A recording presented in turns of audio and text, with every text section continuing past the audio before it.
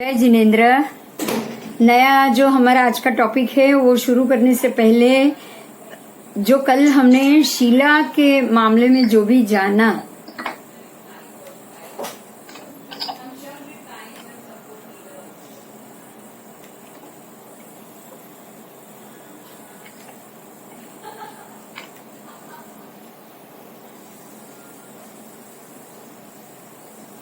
एक व्हाट्सएप पर मैसेज रख दो ना। शीला और उसके मामले में जो कल हमने जाना उससे एक महत्व का मुद्दा है जो अभी डिस्कस करना जरूरी है कि जो हमारे पास जो भूमि है, जो जगह है जिसको हम कर्म भूमि, अकर्म भूमि और ये दो नाम से हमें परमात्मा ने उसको अलग अलग किया है, ये आप जानते हो। कर्म भूमि किसी और क्यों कहा गया है तो अकर्म भूमि है, जो अकर्म भूमि है उसको अकर्म भूमि क्यों कहा गया है, ये बात आप जानते हो। बहुत सारी बातें आपको धीरे धीरे और भी नई जानने को मिलेगी कि जो कर्म भूमि है वहां पे जो व्यक्ति कर्म करते हुए मोक्ष जा पाए, जहां से मोक्ष जाना संभव है, जहां से पुण्य कर्म इजीली आप अपने कर्मों को घटाने के लिए बनाओ, है ना, उसको ही कर्म भूमि कही गई है। बाकी तो सारी भूमि जो है भोग भूमि है, वहां आओगे, भोग भोगोगे और सीधे देवलोक में जाओगे, तो ये कोई कर्म भूमि नहीं है। तो कर्म भूमि जहां हो वहां पे ही आपको ऐसी शिलाएं मिलेगी, ऐसे शिखर मिलेंगे, ऐसे पर्वत मिलेंगे। देखिए, समित शिखर पर्वत आपको हमारी इस भरत क्षेत्र के 3 भाग में आपको ऐसे ऐसे पर्वत मिले हैं जो जहां पे असंख्य करोड़ों मुनिवर केवल ज्ञान को प्राप्त हुए। मतलब ये भूमि ही ऐसी होती है जहां पे सबसे ज्यादा जो भी जाता है ना वो अपने भावों को बदल देता है, अपने मन के भावों को उस तरफ ले जाने के लिए ये ही भूमि कारण बनती, कारण है ना। तो ये जो जगह है जो हमने कल कोटि शिला को जाना और कोटि शिला से असंख्य तीर्थ जीवों को केवल ज्ञान प्राप्त करते हुए हमने जाना।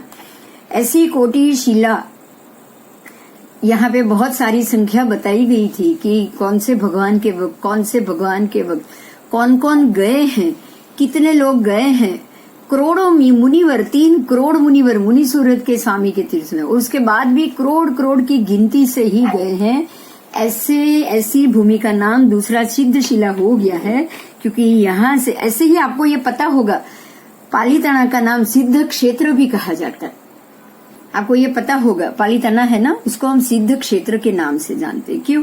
क्योंकि यहाँ से भी करोड़ मुनिवर, जो कार्तिकी पूनम, ये पूनम के दिन तो करोड़ गए ही हैं, लेकिन उसके अलावा भी बहुत सारे मुनिवर यहाँ से केवली होते। तो ये जो सिद्ध क्षेत्र, सिद्ध शिला, कोटि शिला, ये जो सारे नाम है ना, ये नाम सिर्फ नाम नहीं है, ये हमेशा के लिए हर एक आरा अवसर पिणी में ये जमीन करोड़ों लोगों को मोक्ष दिलाने के लिए ही काम आती है। इस चीज को आपको समझना पड़ेगा।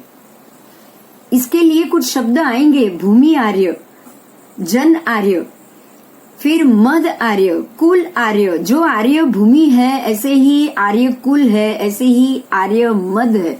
मतलब उसका मद होना चाहिए कि हम आर्य हैं। मद का अहंकार की बात नहीं है ये, लेकिन मैं आर्य हूँ, इस नाम से मैं आर्य हूँ, मतलब मैं मोक्ष जा सकता हूँ, मैं भव्य जीव हूँ, इस बात पे हमें खुशी होनी चाहिए। जो कुल हमें मिला है आर्य कुल आर्य, उसके लिए भी हमें अहोभाव होना चाहिए, उसके लिए हमें खुशी होनी चाहिए। तो ये सारे ये एग्जाम्पल से हम ये जान सकते हैं कि जमीन या फिर उसके कारण कितनी लोग कितने यहाँ से मोक्ष गए।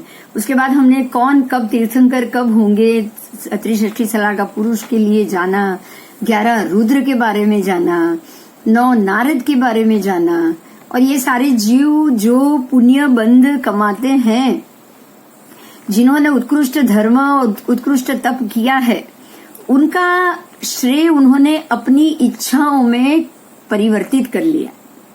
उनका जो फायदा था, इतने तप का फायदा था, उसका मुझे बल के रूप में लाभ मिले, उसका मुझे अच्छे धन संपत्ति के रूप में लाभ मिले, मैं राजा बनूं, मैं अजय बनूं, मैं किसी से हारू ही नहीं, ऐसे ऐसे फल में उन्होंने कन्वर्ट कर लिया। तो जो व्यक्ति अपने ऐसे तप कर्म को कन्वर्ट कर रही है, निश्चित रूप से ये बाह्य तप कर्मी ही जीव होते हैं। बाह्य रूप से शरीर से तप करते रहते हैं। आपको ये पता होगा कि जो हमारे बाह्य तप है उसके नाम किसी को पता है? कोई बोलेगा 6 नाम, 6 बाह्य तप, 6 अभ्यंतर तप, मालूम होना ही चाहिए सबको। 6 बाह्य, 6 अभ्यंतर, है ना? अनशन, उणोदरी, वृत्ति संक्षेप, रस त्याग। तो ये सारे जो बाह्य तप है, मतलब आपने बाह्य रूप से किया है, आपने तप जरूर किया है, लेकिन कर्मों की निर्जरा के लिए नहीं। कोई कोई अपने शरीर को स्वस्थ रखने के लिए करता है। कोई ये सोचता है कि IMB की ओली कर लेंगे, ओली शुरू करते हैं, जो भी कोलेस्ट्रॉल और ये जो बढ़ा है वो नॉर्मल आ जाता है, इससे सुना है ये हेल्थ के लिए बहुत अच्छा होता है। ये सोच के कोई तप करता है। कोई दूसरा कर रहा है, ये सोच के कर रहा है ना? किसी को ऐसी कोई चीज मिल गई हो, घर से लालच मिल गई हो कि अगर आप ये करके आओगे तो आपको ये इतनी इतनी चीज मिलेगी, तो उस हिसाब से वो शुरू कर लेता है। लेकिन उसका ये मोटिव नहीं है। जो 6 अभ्यंतर तप है ना, 6 प्रायश्चित, विनय, व्यावच, स्वाध्याय, है ना, ध्यान, कौसग, कार्योत्सग, उसमें उनका ध्यान नहीं। आपको ये पता होगा बहुत सारे तप होते हैं ना, लेकिन तप के साथ जो 6 आवश्यक है ना वो नहीं होते। वो 6 आवश्यक भी नहीं करते, खाली तप कर लिया, लेकिन जो 2 टाइम प्रतिक्रमण, फिर जो अपने जो वंदन, परिक्रमण, कौसग, पचखांड, ये सारी चीजें नहीं होती, क्योंकि ये अभ्यंतर से नहीं हो रहा है। तो ऐसे कोई भी तप होगा, उसका फल बिल्कुल आपकी इच्छा पूर्ति के ऊपर ही जाएगा। जिस दिन आपने बड़ी इच्छा कर ली, आप उस तरफ जाओगे ही जाओ, आपको वो फल कन्वर्ट होगा ही होगा, क्योंकि आपने ये सोच के किया ही नहीं। आपने उसके बदले में कुछ मांग लिया। आपने यहाँ जो कल जो नाम पढ़े ना, मधु कैटव, उसके बाद तारक, ये सारे ऐसे राक्षस थे जिन्होंने ये शंकर जी के पास, ब्रह्मा जी के पास तप कर करके वरदान के रूप में पाया है।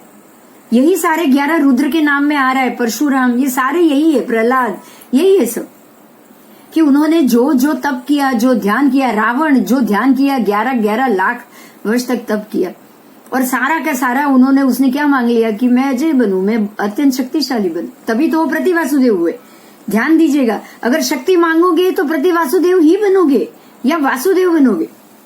आपने ये सभी 360 साल का पुरुष में से जो 9 वासुदेव, 9 प्रतिवासुदेव है ना, जो 18, ये सब अपने अपने पुण्य कर्म किया हुए तप का या पुण्य कर्म का फल अतिशय बल के रूप में मांग लेते हैं, इसीलिए ये वासुदेव और प्रतिवासुदेव बनते हैं।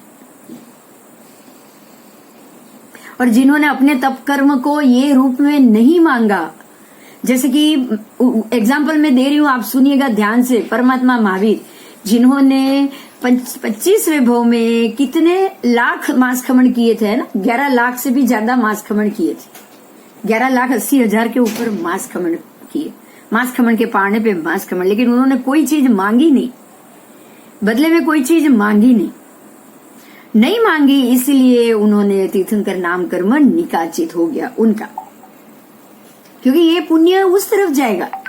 उन्होंने, देखिए यहाँ ध्यान दीजिए, सभी जगत के जीवों के कल्याण का सोच के ही उन्होंने तप किया। वो तप करते रहे, जगत के जीवों का कल्याण सोचते रहे। उनके सोच में जगत के सभी जीवों के प्रति करुणा भाव था और कल्याण था। तो जो सोच में था, तप ने वहीं पे उसका फल निकाल दिया। और यहाँ पे जो बाकी उन्हीं का भव लो, जो 16-15वें भव में जो विश्वभूति अणगार जब वो बने, तब उन्होंने अपने ही मासखमण पे पारने में मासखमण तब भी किया है। उन्होंने विश्वभूति अणगार के वक्त भी उन्होंने मासखमण के पारने पे मासखमण किया।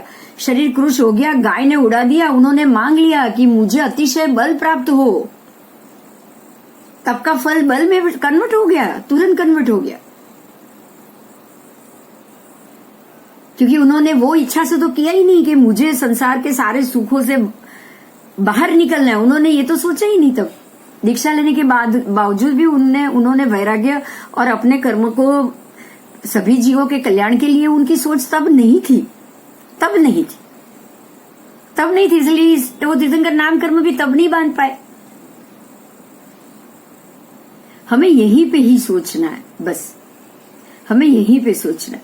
अब जैसे कृष्ण वासुदेव, वो भी वासुदेव बनने के बाद उन्होंने क्षायिक समय का तो पा लिया है, लेकिन तीर्थंकर नाम कर्म अभी निकाचित नहीं किया, वो भावी में होने वाले। तीर्थंकर निकाचित तो अपने होने से तीसरे भाव पहले ही वो निकाचित करेंगे।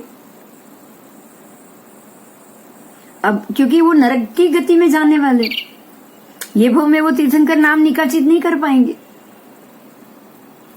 तो यही पे हमें समझना है कि आपके दिमाग में क्या सोच। हम जो कर्म करें, साथ में हमारे साथ में परोपकार, जन कल्याण, तप सब चीज होता रहेगा, लेकिन अगर सोच में ऐसी अलग बात है तो हम भूल से भी हमारा तप ऐसे कोई भी शुभ नाम कर्म की तरफ नहीं जाएगा। ठीक है, तो 6 बाह्य तप को 6 अभ्यंतर तप के बिना हमें कभी भी नहीं करना है। मतलब उल्टा लेना है, 6 अभ्यंतर तप ही हमें करना ही करना है, उसके साथ जो बाह्य तप हो जाए होने दो। 6 अभ्यंतर तप करते करते जितने भी बाह्य तप हो जाए होने दो। विनय, प्रायश्चित, पायचितम विणो व्यावच तहेव सज्जाओ स्वाध्याय, ध्यान और कार्योत्सर्ग, मतलब जाप। कार्योत्सर्ग का मतलब ही जाप, समझे आप? किसी की सेवा करो, ग्लान की सेवा करो तो व्यावच हो गया। विनय होना ही चाहिए, हर एक के प्रति विनय होना, प्रायश्चित पे आना है। कुछ भी गलती हो जाए आपके मन में प्रायश्चित आ जाना चाहिए। ये सारा जो 6 अभ्यंतर, उसके बाद आप जो तप करना है करो। जब तक आप सरल बन के तप नहीं करोगे ना, सारा तप का पुण्य ऐसे में ही शक्ति के रूप में, फिर धन के रूप में, वैभव के रूप में, उच्च कुल के रूप में कन्वर्ट होता जाएगा। और फिर ऐसे कन्वर्ट हो गए जब त्रिषष्टि साल का पुरुष बनके उन्होंने जो भी बल प्राप्त किया, उससे जितने लोगों को मारा, वो साथ में तुरंत नार के सामने खड़ी ही थी उनके लिए। अब हम ये जानेंगे जो सिस्टम है, जो अभी हमने चर्चा की, वो सिस्टम के ऊपर, मतलब कि श्रावकपणा में ही धर्म का पालन करते हुए परमात्मा महावीर के शासन में 10 श्रावकों को, ध्यान दीजिएगा, हाँ, 10 श्रावक श्राविकाओं को अवधि ज्ञान प्राप्त हुआ। उनके कर्मों के ऊपर से पड़ड़ हट गए और अवधि ज्ञान तक की कक्षा में वो चले गए। और टोटल 10 श्रावक श्राविकाओं ने तो तीर्थंकर नाम कर्म का भी बंद कर लिया। रेवती श्राविका, फिर श्रेणिक राजा, आनंद श्रावक, कामदेव श्रावक, सबने आपको ये पूरी लिस्ट आएगी, आज पढ़ने में वो लिस्ट आएगी। मगर आपको वो लिस्ट जानने से पहले एक बात जाननी बहुत जरूरी, कि श्रावकपणा में भी यदि आपका मोटिव जो 6 अभ्यंतर तप है उसकी तरफ जाए, बिल्कुल भी विनय आ जाए, विनय आ गया मतलब अहंकार चला ही गया, बिल्कुल मैं कर रहा हूं वो बात ही नहीं आई। मेरी ड्यूटी है, मुझे करना ही चाहिए, मेरा फर्ज है कि मेरे आसपास कोई व्यक्ति दुखी नहीं होनी चाहिए, मेरे आसपास कोई व्यक्ति पीड़ित नहीं होनी चाहिए, मुझे व्यावच करनी ही पड़ी, मुझे उसके प्रति ध्यान देना ही पड़ेगा। मेरे अंदर विनय आना ही चाहिए। बच्चे से भी बात करूं, मैं विनय से बात करूं, किसी से भी झगड़ा ना करूं, बातचीत भी बिल्कुल हल्के से शांत होके करूं। ये विनय है, ज्ञान के प्रति विनय, व्यक्ति के आराधना के प्रति विनय, प्रतिमा जी के प्रति विनय, दर्शन के प्रति विनय, है ना, चारित्र के प्रति विनय। विनय ये खाली विनय नहीं है, विनय 10 प्रकार के बताए। आप आगे पढ़ोगे, सेकेंड ईयर में पढ़ोगे ये बात। विनय भी 10 प्रकार के, प्रायश्चित भी 10 प्रकार के, जो आपने 6 तप जाना है ना, ये 6 के 6 तप आगे आगे, जब उसमें पहला तप है जो प्रायश्चित है वो 10 प्रकार के, विनय है वो 10 प्रकार। जानना है कि नहीं जानना है? आगे पढ़ना है ना? ये खाली जो 6 तप जान लिए बस हो गया, ऐसा नहीं है। ये सारा भगवती सूत्र में आता है, आगम पाठ है ये कि 10 प्रकार का विनय कहा गया, किसके किसके प्रति आपको विनय होना ही चाहिए। प्रायश्चित भी 10 प्रकार के, कि कैसी कैसी अवस्था में आपको प्रायश्चित करना चाहिए। अभी आपका फर्स्ट ईयर है ना, आप 6 तप बाह्य और 6 अभ्यंतर पढ़ोगे, उसको जानोगे, लेकिन आगे जैसे सेकेंड ईयर में जैसे जैसे आगे बढ़ोगे ना, तो आपको ये कम से कम 50 हो जाएंगे आपके लिए, कम से कम 50। और वो 50 के 50 का पालन आपको करना है। आपको ये बता दूं, ये 50 के 50 विनय का पालन करते हुए, तप का पालन करते हुए ही ये 10 श्रावक श्राविकाओं को परमात्मा के शासन में तीर्थंकर नाम कर्म का उदय हुआ। ऐसे ही नहीं होता ये।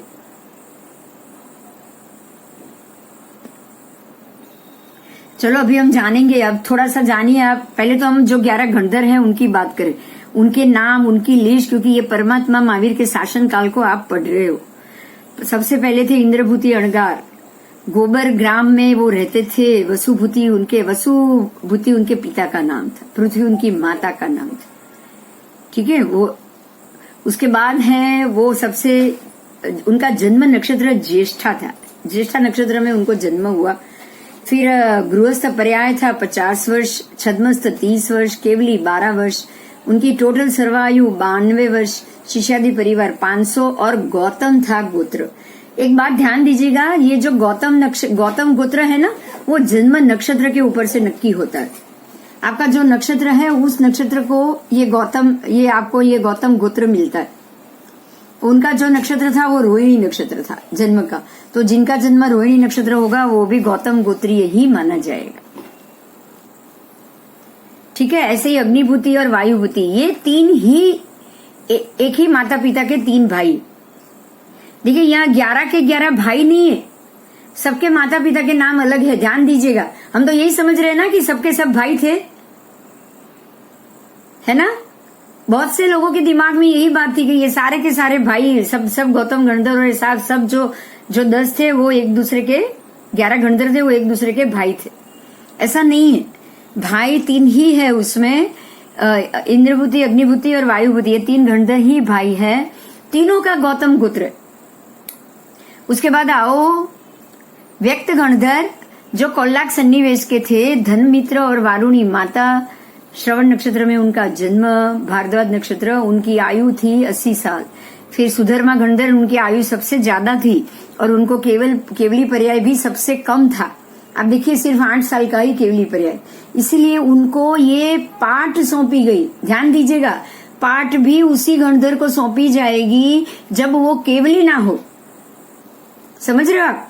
केवली भगवंत कभी भी पाठ की व्यवस्था नहीं कर सकते। पाठ परंपरा की व्यवस्था करनी है, ये पंडितों को ये काम दिया जाए, ये महात्मा को ये काम दिया जाए, ये महात्मा ठीक नहीं है तो उनको संघ से बाहर निकाल दिया जाए, ये सारी चीज केवली भगवंत नहीं करते कभी। तो पाठ परंपरा उसी को दी जाती है जो अंतिम केवली सबसे लेट होने वाले थे। इन सबसे वो भगवान जानते थे, इन सबसे अंतिम केवल ज्ञान किसको मिलेगा? 92 साल की उम्र में उनको केवल ज्ञान हुआ, इसलिए सुधर्मा गणधर को ये पाठ सौंपी गई। तो ये सबके केवली पर्याय से ये बात आपको मालूम पड़ जाएगा कि इसमें अंतिम केवल ज्ञान बाकी हो, लास्ट में केवल ज्ञान 11 में से किसको हुआ? सुधर्मा गणधर को हुआ। बराबर। उसके बाद है मंडित पुत्र, मौर्य पुत्र, ये दोनों के माता पिता विजया, धनदेव, मौर्य, ये सारे माता पिता का एक ही नाम आ रहा है। अकंपित, मिथिला, देव, जयंती माता पिता का नाम है। अचल भ्राता कौशल देश के थे, वसु और नंदा माता का नाम है। मितार्य गणधर तुंगिक सन्निवेश के थे, दत्त पिताजी का नाम है और माता का नाम वरुण देवी। और प्रभास गणधर राजगृही नगरी के थे, जो बल पिताजी और अतिभद्रा माताजी के बेटे थे। ठीक है, इनकी आयु बहुत कम थी। प्रभास गणधर की वो सिर्फ 40 साल की थी, बाकी सबकी आयु बहुत अच्छी बताई। और तो बाकी ये उनके जो साइड में लिखे वो सभी उनके नक्षत्रों का लिखा हुआ है। तो यहाँ आपको इतना मालूम पड़ा कि जो भगवान के 11 गणधर थे सारे अलग अलग जगह से आए थे। अलग अलग जगह से आने के बावजूद भी उन सबने 10 के 10 थे वो हिंदू में दीक्षा ली हुई थी। और गौतम गणधर और उनके साथ ही ये 9 के 9 जो बाकी के 10 गणधर थे वो साथ में ही थे, वो साथ में ही थे। और जब गौतम गणधर चर्चा के लिए आए तो वो वहीं पे रुक गए। फिर दूसरे गणधर उनको देखने आए कि ये वापस क्यों नहीं आए। उनके सवाल का निराकरण हुआ, वो भी वहीं पे रुक गए। अगर दो वापस नहीं आए तो तीसरे गणधर अपने 500 शिष्य को लेकर आए कि भाई क्या हुआ, ये अटक क्यों गए। फिर तीसरे भी 500 शिष्य को लेकर आए कि वो अटक क्यों गए। ऐसे ऐसे ऐसे ऐसे करके देखिए यहाँ शिष्य की आंकड़ा लिखा हुआ है। पहले 5 गणधर 500 के शिष्य वाले, फिर छठे 7वें के 350 शिष्य, 7वें 8वें 9वें 10वें के 300 9 7 8 9 10 11। तो इस प्रकार से शिष्यों के परिवार इन गणधर भगवंतों के बताए हुए। ठीक है, कोई प्रश्न है किसी का?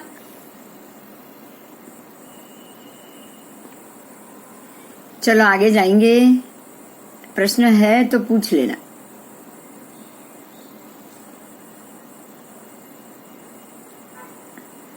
आगे चलो, आगे हम देखेंगे कि क्रम से श्रावक श्राविका के नाम। ये बहुत अच्छी बात है, इसलिए इस पे हम थोड़ा सा ज्यादा ध्यान दे रहे हैं। क्योंकि गणधर भगवान तो हमें पता ही है कि ये अभी उनका अंतिम काल है, अंतिम समय है, उनका अंतिम चरम भवी थे। लेकिन श्रावक श्राविका तो चरम भवी नहीं थे ना। उसी भव में मोक्ष गए हैं या उसी भव में केवल ज्ञान हुआ है, ऐसा तो हुआ नहीं।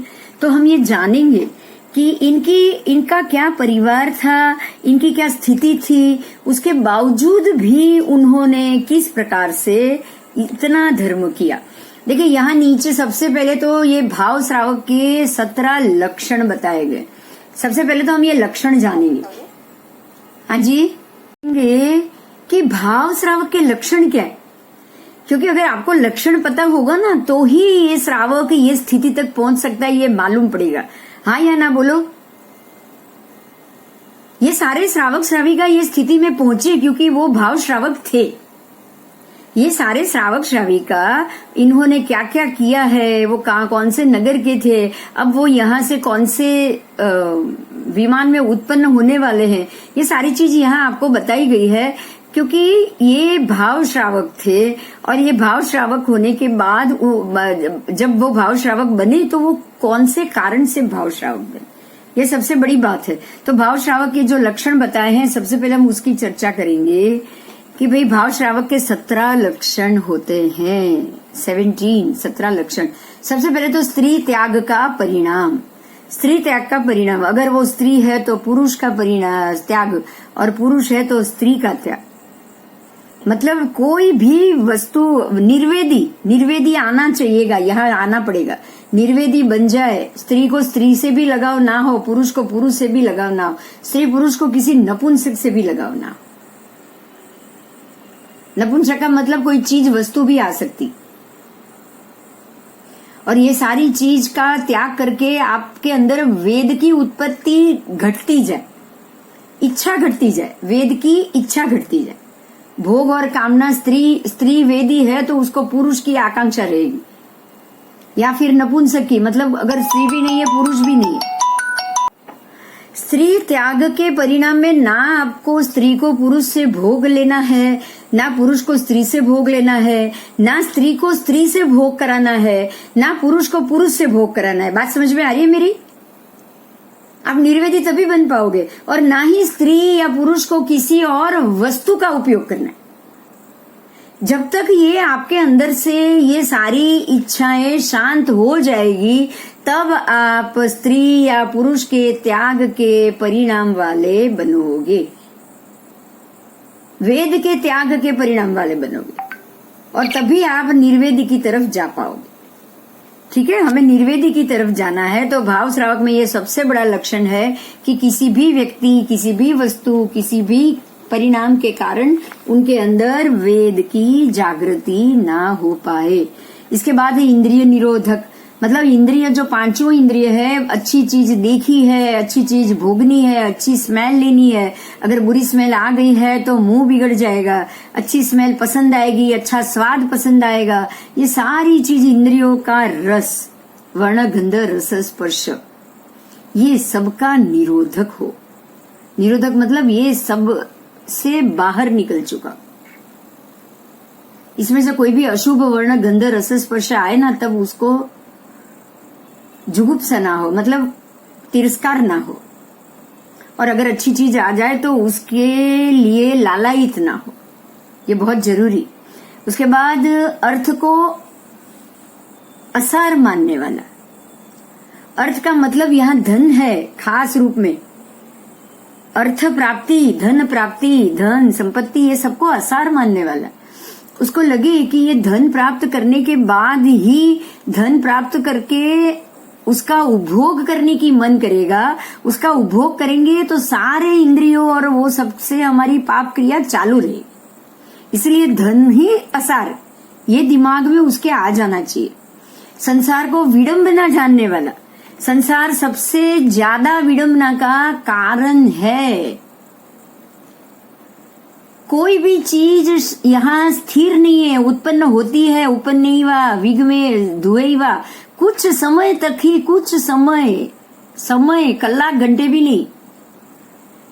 अगर किसी चीज की अच्छी सी फूल के अंदर से खुशबू भी आ रही है ना, तो 1 कलाक में तो वो मुरझा जाएगा। अगर किसी शरीर के अंदर से, अगर आज आपको उसके शरीर और उसकी सुगंध अच्छी लग रही है ना, तो मरने के 1 घंटे के बाद तो उसमें से बास आना शुरू हो जाएगी।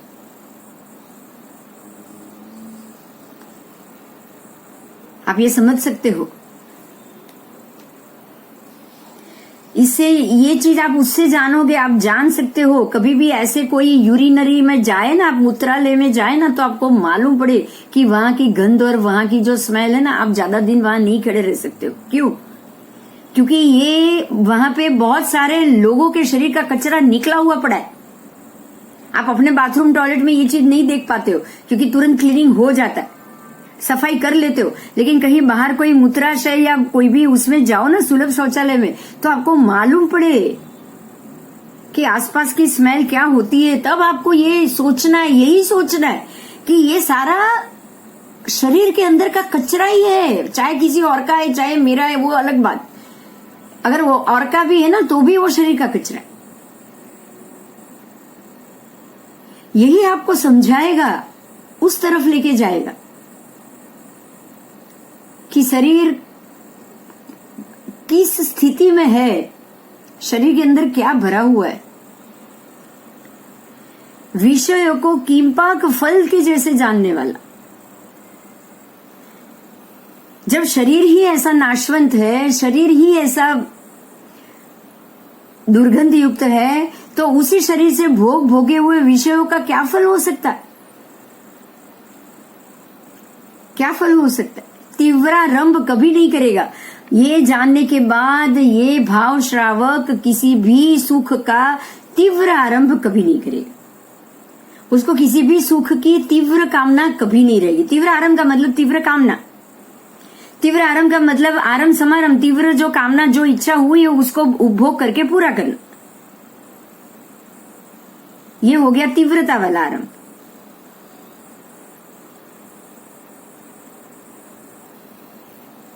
गृहस्थाश्रम को वो कारागृह माने, वो ये माने कि ये घर मेरे लिए बंधन है। कब मैं यहां से बाहर निकल पाऊं और मैं मेरी जो छूटने की क्रिया है उसके ऊपर लगूं, क्योंकि एक बार वैराग्य आ जाए ना, उसके बाद उसको घर बंधन लगेगा ही लगेगा, किसी को भी लगेगा। वैराग्य चीज ही ऐसी, एक बार वैराग्य आ गया तो आप बार बार एक ही बात सोचोगे कि भाई ये सारे, पता ही है कि ये संबंध सारे काम के नहीं है, ये सारे बेकार है, ये बंधन ही, ये संबंध ही मुझे बंधन में लेके जा रहा है, और आप छूट ना पाओ। ये पीड़ा होनी चाहिए आपके अंदर। आपको ये घर को, घर के संजोगों को, फैमिली को, अपने कुटुंब को, अपने जो भी जो हमारे वो होते हैं ना कुल परंपरा, ये सारे उसके कायदे कानून आपको कारागृह समान लगने चाहिए। सुगुरु की भक्ति से दर्शन शुद्धि करे। आप गुरु के पास जा रहे हो, सुधर्म का आचरण कर रहे हो, परमात्मा के पास जा रहे हो, उसी से आपको दर्शन शुद्धि होनी चाहिए। दर्शन शुद्धि का मतलब क्या है मालूम है? आपने दर्शन करके आ गए वो नहीं। आप इनके पास जब भी जाओ तो ये श्रद्धा बढ़नी चाहिए कि भगवान ने जो रास्ता लिया, भगवान जो वितरागी बने, जो रास्ते पे चले, वो रास्ता मेरे अंदर भी आए। जो वितराग अवस्था भगवान की थी वो मेरे अंदर है। आप श्रावक हो, जो गुरु के पास जा रहे हो, जो संजोगों ने इन्होंने घर छोड़ा और वो छोड़ पाए, वही संजोग मेरे होने के बावजूद मैं भी छोड़ पाऊं। चारित्र को देख के चारित्र का ही विचार आना चाहिए।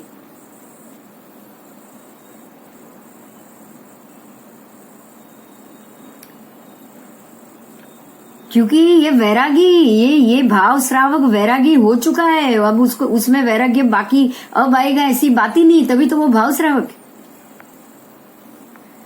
फिर गाड़र या प्रवाह में वो जाए नहीं। अरे भाई ये तो करना ही पड़ेगा, अरे भाई ये तो करना ही पड़ेगा, फैमिली ने बोला है करना ही पड़ेगा, घर वाले ने बोला है ये पूजा पाठ ये सारी चीज तो मुझे करनी ही पड़ेगी, नहीं ये नहीं चल सकता, ये करनी ही पड़ेगी।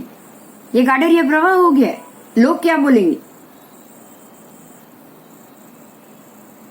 घर वाले डांट रहे हैं, बोल रहे हैं मेरा ध्यान रखो, तो ये तो करना ही पड़ेगा।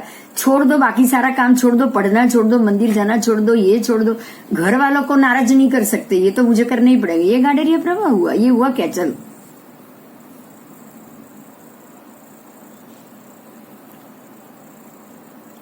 वैराग्य होने के बाद घर वालों का बंधन भी ना छूटे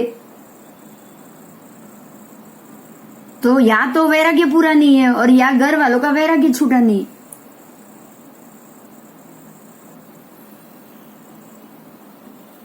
तो गाड़र या प्रवाह में नहीं जाना है भाई, ये तो होना ही चाहिए, ये कुल परंपरा है।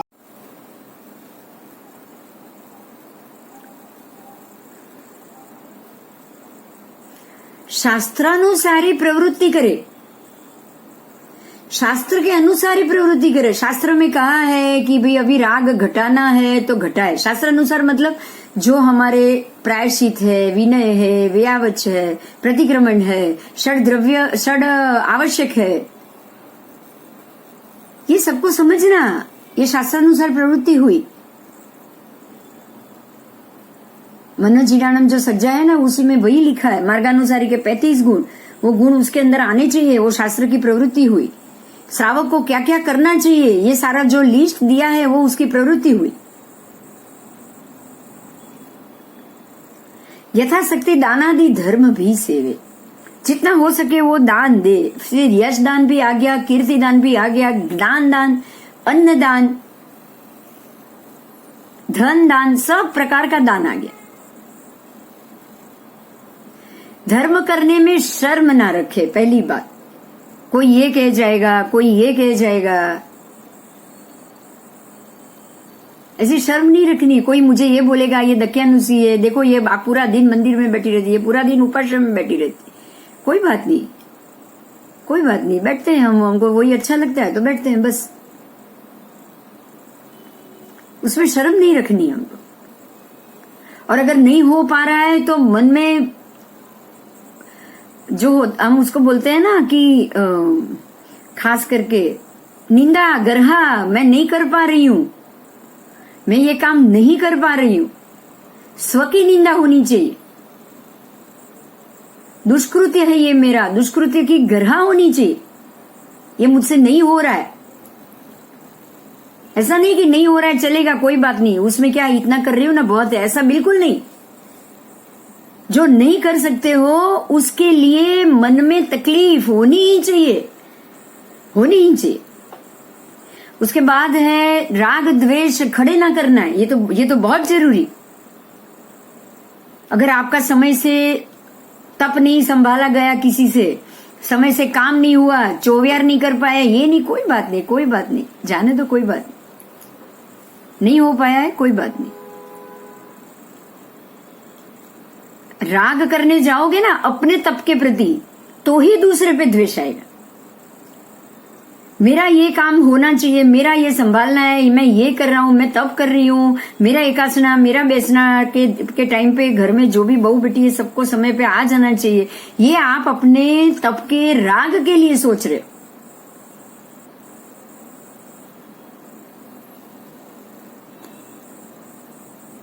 तो तप के ऊपर का राग निकल गया ना, तो किसी ने किया नहीं किया वो बात ही नहीं आएगी।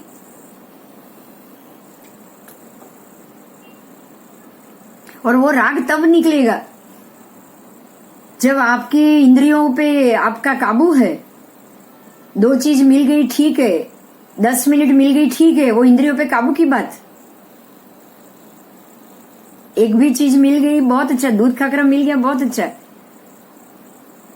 ये बात आप तब कर पाओगे जब आप अपने वर्ण गंध रस स्पर्श के ऊपर कंट्रोल हुए आपका।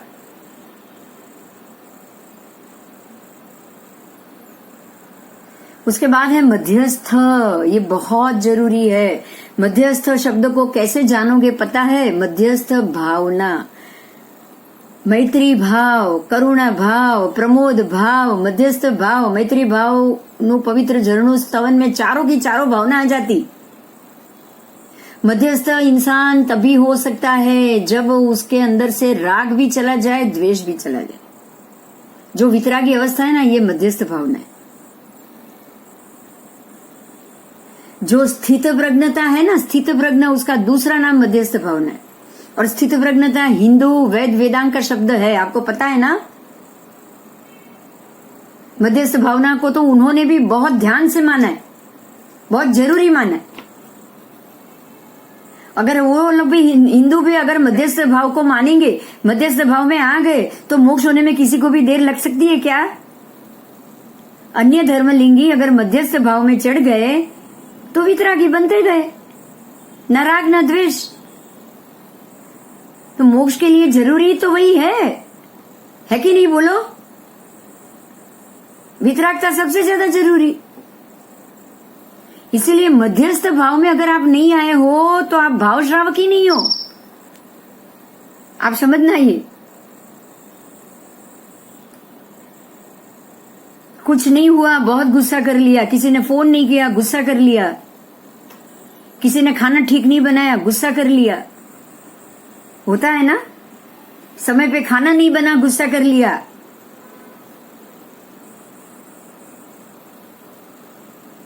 मध्यस्थ तो आया ही नहीं भाव यहाँ पे। जो है सब चलेगा, ओके किया, कुछ नहीं, अब कर लो, अब कर लो।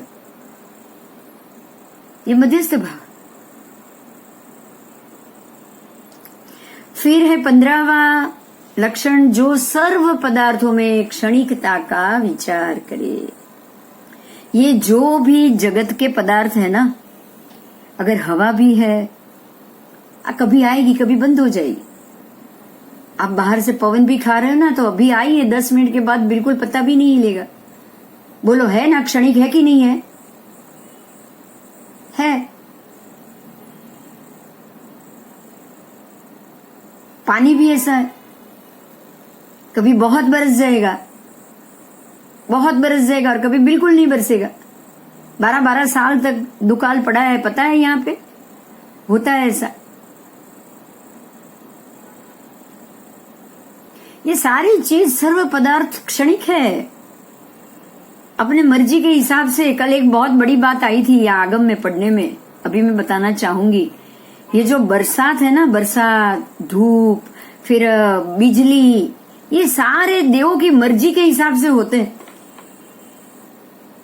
अगर हम ये सोचे कि ये सारी जितने भी हमने जो हमने साइंस का जो स्कूल के टाइम में पढ़ा था, उसको थोड़ा सा ध्यान से सुनिए कि जब सूर्य का प्रकाश नदी और समंदर के पानी पे गिरता है ना, तो उसकी तेज पानी गर्म होता है और धूप बनती है।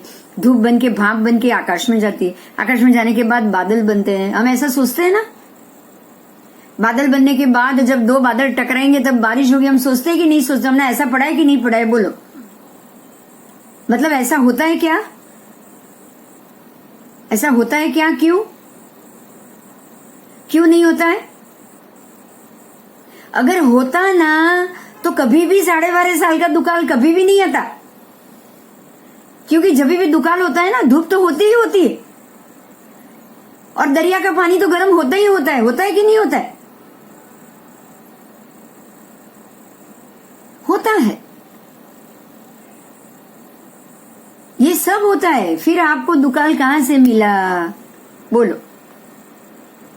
मतलब ये हुआ कि ये कारण नहीं है बारिश का, बारिश का ये कारण ही नहीं है।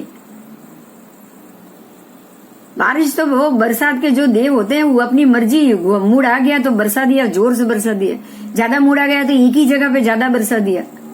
अपनी अपनी मर्जी के हिसाब से, देवों की मर्जी के हिसाब से ये पूरा संसार चल रहा है। ठीक है, तो ये सर्व पदार्थों में क्षणिकता का विचार करे।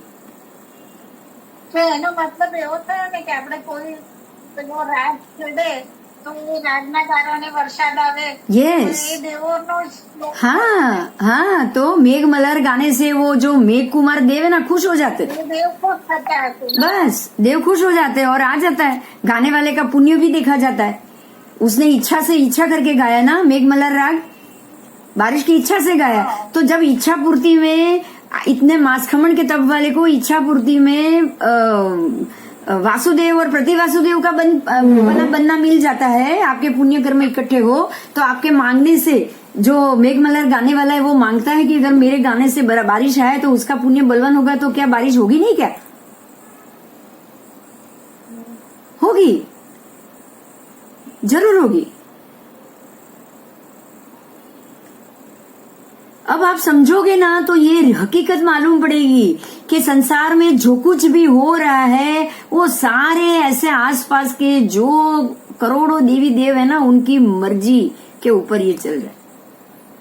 आप उनसे जो मांगो, पुण्य करो, काम करो, अच्छे अच्छे काम करो, उपवास करो, तप करो, ये सब करो, फिर जो मर्जी है उनसे मांग लो, आपकी इच्छा भी पूरी हो जाएगी। और इच्छा पूरी हो जाएगी, आपने वो सारा जो काम किया था, जो भी तप ध्यान पुण्य जो कमाया था वो सारा आपने भौतिक सुख के पीछे खर्चा कर लिया, मतलब आप वापस जीरो हो गए।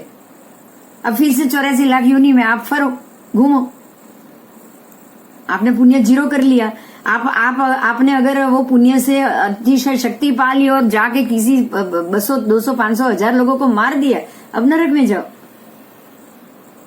मतलब समझ में आ रहा है आपको? हमको यहाँ आके क्या करना चाहिए हम जानते ही नहीं है। हम क्या काम करने जाते हैं और फंस जाते हैं ये हमको पता ही नहीं। बराबर?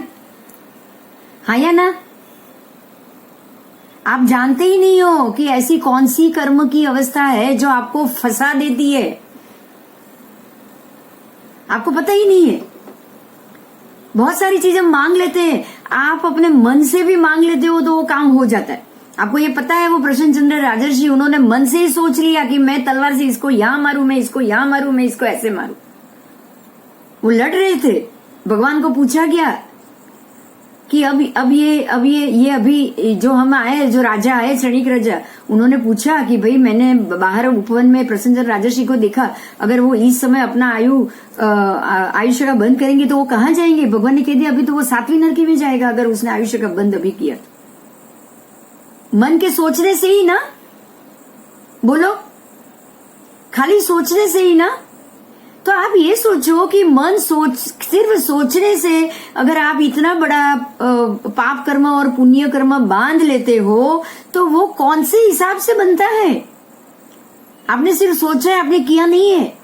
आपका जो पुण्य बैलेंस है ना वो यहां काम कर रहा है, समझ में आ रहा है? कोई भी पुण्यशाली आत्मा जो मांगेगा तुरंत हत्ती हो जाएगा, समझ में आ रहा है अभी मेरा ये कहना? कोई भी पुण्यशाली आत्मा अगर धर्मी है, अगर वो तप कर रहा है, अगर वो तप कर्मी है, अगर वो जन कल्याण करनी है, अगर वो व्ययावच करने वाला है, जो मांगेगा क्योंकि पुण्य कमा के बैठा है, तो भी आप क्या मांगोगे? भाव श्रावक बनना है हमको और भगवान से क्या मांगना है सोचो। ओम ह्रीम नमो चारितस्य मांग के देखो तो सही एक बार। ओम ह्रीम नमो नाणस आप गिन के तो देखो, मन में गिनो ना, हजारों बार ओम ह्रीम नमो नाणस, ओम ह्रीम नमो नाणस गिन के तो देखो, देखो आपका ज्ञान खुलता है कि नहीं खुलता है। आज एक बात तय है कि पुण्यशाली आत्मा जो चाहे मांग सकता है, जो चाहे कर्म बंद कर सकता है कि नहीं कर सकता है, उसके पुण्य के बदले में, उसने जो पुण्य कमाया है उसके बदले में। ठीक है, तो ये हुआ आपका 15वां लक्षण की सर्व पदार्थों में क्षणिकता का विचार करें।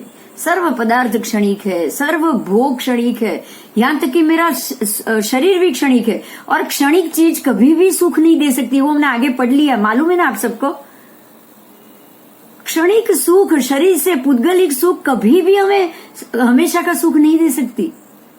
जो सुख मोक्ष के जीवों को मिल रहा है ना 8 गुणों के खुल जाने से, ऐसा सुख तो हमें ये जमीन की एक भी चीज नहीं दे सकती।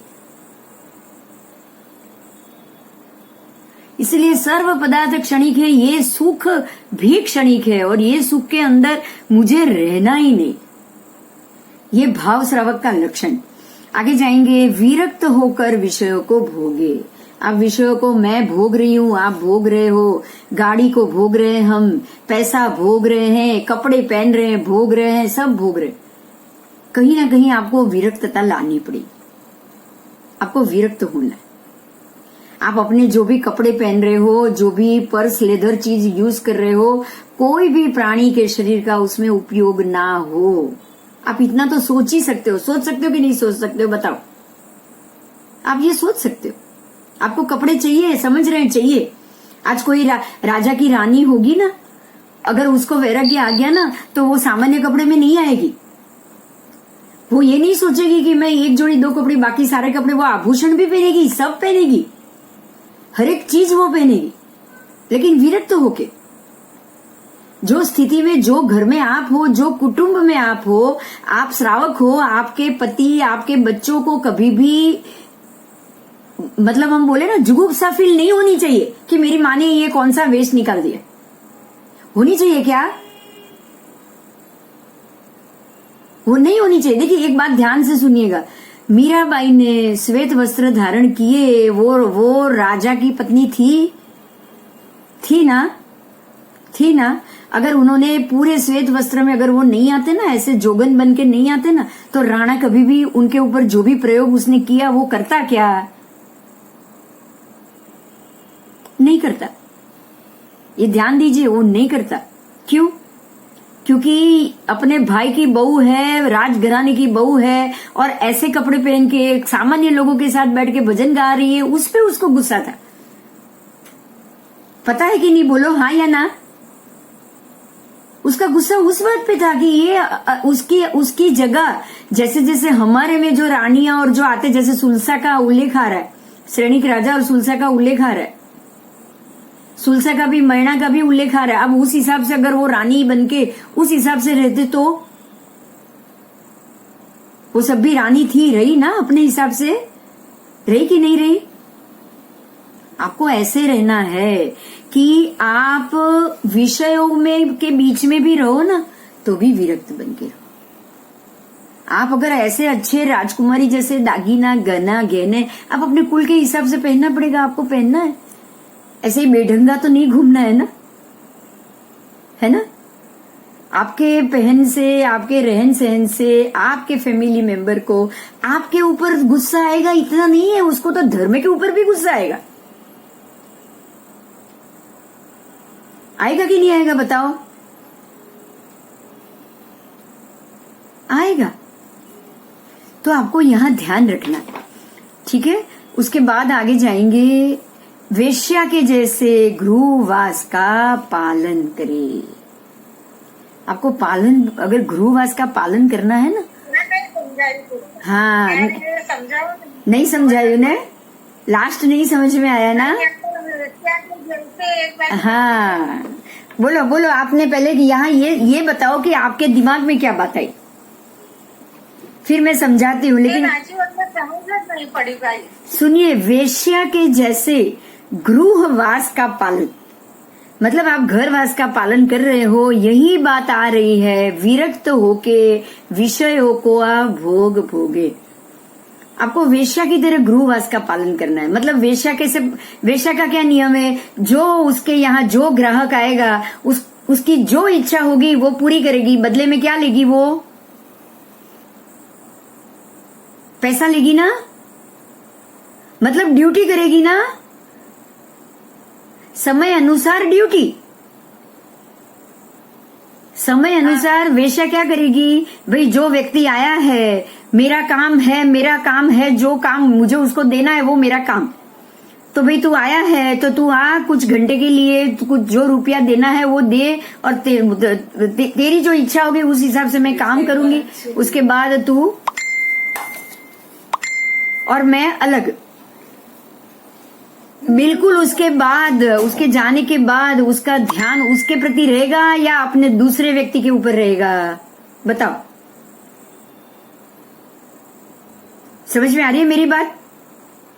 इसी तरह से गृहवास का पालन करना है। मतलब एक स्त्री को जो भाव श्रावक बन चुकी है, बिल्कुल कर्तव्य, अभी सामने वाला कोई काम दे रहा है, हाँ ठीक है ला, उसकी इच्छा है वो काम पूरा किया, अभी तू जा, अभी मेरे अंदर इस चीज की कोई आसक्ति नहीं रहनी चाहिए। ना वो व्यक्ति के लिए, ना वो काम के लिए, ना अपने बच्चों के लिए।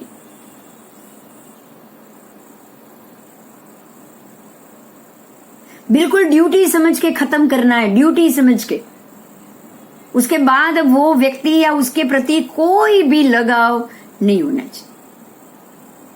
समझ में आई बात? अभी अगर पति पत्नी के बीच में संबंध भी हो रहे हो तो भी बिल्कुल इसी तरह कि वन साइड, सामने वाली व्यक्ति को क्या चाहिए, बस मैंने दे दिया, बात खत्म, है ना। मैं बहुत बार एक बात बोलती हूँ, ध्यान दीजिएगा, मैं बहुत बार एक बात बोलती हूँ, जो कर्म सामने आया उसको भोगो, फिर बाहर निकल जाओ। बोलती हूँ ना मैं बार बार। अगर पति पत्नी के बीच का भी संबंध हो, विषय सुख का भी संबंध हो, शारीरिक संबंध भी अगर बने ना, तो भी आपको पता है एक अपने में एक घटना है, जो नदी क्रॉस करनी है तो वो रानी ऐसी बोलती है कि अगर मैं ब्रह्मचर्य का पालन कर रही हूं तो ये नदी मुझे रास्ता दे। आपको पता है, राजा जानता है उसका पति कि मेरी पत्नी ने तो कभी ब्रह्मचर्य का पालन कहाँ किया है, मैं तो उसके साथ भोग ही रहा हूं। लेकिन रानी ने ब्रह्मचर्य का पालन किया है क्योंकि उसने कभी अपनी तरफ से इच्छा जाहिर ही नहीं की। उसने सिर्फ अपने गृह धर्म का पालन किया, पत्नी धर्म का पालन किया, बस। अभी समझ में आ रही है? अभी ये बात समझ में आ रही है? हाँ। बस वेश्या को एक काम सौंपा गया है, वो काम खत्म, पैसा खत्म, बात खत्म। बिल्कुल इसी तरह से आपको एक ये गृह सौंपा गया है, गृहस्थाश्रम में आप फंसे हो, ये महसूस करो। आगे भी आ गया, संसार विडंबना रूप है, ये महसूस करो। अर्थ को असार मानो, पैसा धन सब असार मानो, सारी चीज है, आप देखो सब चीज आगे। गृहस्थाश्रम को कारागृह मानो। अब कारागृह वाला क्या करेगा? उसका समय ही पास करेगा ना, वो इंतजार ही करेगा ना, कब मेरा खत्म हो, कब मेरा नंबर खत्म हो, कब मैं यहां से छूटू। वो क्या सोचेगा? वो उसको जो सौंपा गया है वो काम करेगा, बस। तो वेश्या की तरह गृहवास मतलब हमारे अपने संबंधों में भी सामने वाले की इच्छा को ही सरेंडर, मतलब ये हो गया, इसका अर्थ ये हो गया, शास्त्र आपको ये बता रहा है कि आप अगर अपनी इच्छा ना रखोगे ना, अपनी इच्छा ना रखते हो, अगर आपने जीवन जिया ना, तब भी आप मध्यस्थी बन सकते हो। लेकिन वो सुख को आपको बिल्कुल निर्लेप होके भोगना पड़ेगा। ये है भाव श्रावक के लक्षण। जरूरी नहीं कि आप में भाव श्रावकपना आ गया है तो आपके पार्टनर में भी भाव श्रावकपना आए, जरूरी नहीं, बराबर। अब हम जानेंगे, अपने ये जान लिया, अभी हम पढ़ेंगे जो आनंद श्रावक की बात है। 10 श्रावक थे भगवान के समय में, जिन्होंने अवधि दर्शन अवधि ज्ञान को प्राप्त भी किया था। अब उसकी हम बात करेंगे। आनंद श्रावक जो वाणिज्य ग्राम नगर के थे, उसकी श्राविका का नाम था शिवानंदा। उसके घर में गाय कितनी थी पता है? 40,000। धन की संख्या कितनी थी? 12 करोड़ सोनैया। और उपसर्ग क्या हुआ? अवधि ज्ञान का। और किसमें गए विमान में? तो अरुण विमान में वो उत्पन्न हुए। બિંદુ બેન બધાને આગળ અરુણ જ છે, બધા સેવકને છે। हाँ, तो અરુણ એક કયા वो जो देखना पड़ेगा अपने, वो जो का विमान का नाम है वो देखना पड़ेगा। બધામાં हाँ, અરુણ क्योंकि- અને પછી પાછળ બીજું નામ છે। मैं कह तो रही हूँ कि भाई सबको कुछ न कुछ अवधि ज्ञान अवधि दर्शन ही हुआ है, तो वो सारे एक कैटेगरी में होंगे ना, वो सारे एक कैटेगरी में होंगे। इसलिए इसी विमान, ये एक ही देवलोक में सारे उत्पन्न हुए होंगे, बराबर। क्योंकि इतनी संपत्ति होने के बावजूद भी उन्होंने 11 श्रावक व्रत का उच्चारण किया और अपने ही आनंद श्रावक जैसे, कामदेव श्रावक जैसे श्रावक अपनी ही जो शाला होती है ना, उसमें ही पौषधशाला जैसा बना के अपने ही घर में एक अलग से छोटा सा कमरा बना के उसी के अंदर ही वो रहे, श्रावकपना में वो पालन करते थे। श्रावक का भाव, श्रावक का पालन करते थे। 11 श्रावक जो हम श्रावक की जो 11 पड़ीमा है ना, पड़ीमा बोली जाती है उसको, आगे आएगा, अगर नहीं पता है तो वो आगे आएगा। वो व्रत का भी उन्होंने लिया, उच्चारण किया, उसका भी पालन किया और बिल्कुल साधु की तरह ही पर रहना, अपने ही घर में वो रहे।